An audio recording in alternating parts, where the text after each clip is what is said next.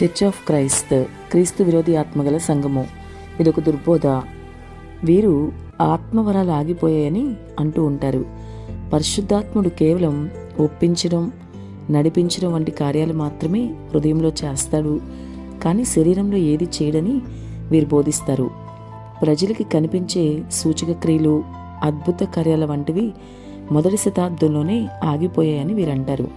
వీరే కాకుండా ఇంకా చాలామంది వరాలు ఆగిపోయాయని, అందుకు అనేక కారణాలు చెప్తున్నారు. ఆత్మవరాలు ఆగిపోయాయి అనడానికి వీరు చూపించే ప్రతి కారణం వీరిని అజ్ఞానులుగా రుజువు చేస్తుంది.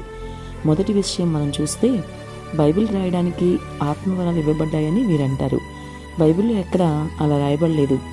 బైబిల్ రాయడానికి వరాలు ఇస్తే ఆదిమ సంఘంలో వరాలు పొందిన వారంతా బైబిల్ రాయాలి కదా, ఒకసారి ఆలోచించండి.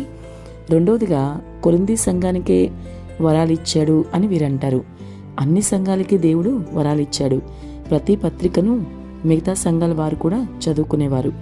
ఏ పత్రిక కేవలం ఒక్క సంఘానికే చెందింది కాదు.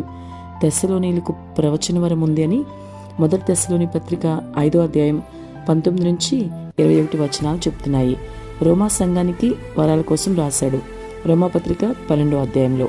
కొర్నేలి ఇంటి వారి సంఘానికి, మరి సమరయలో ఉన్న సంఘానికి కూడా వరాలు ఉన్నాయని అపుస్తల కార్యాలు 8వ అధ్యాయం 17-18 వచనాలు, 10వ అధ్యాయం 45-46 వచనాలు చెప్తున్నాయి.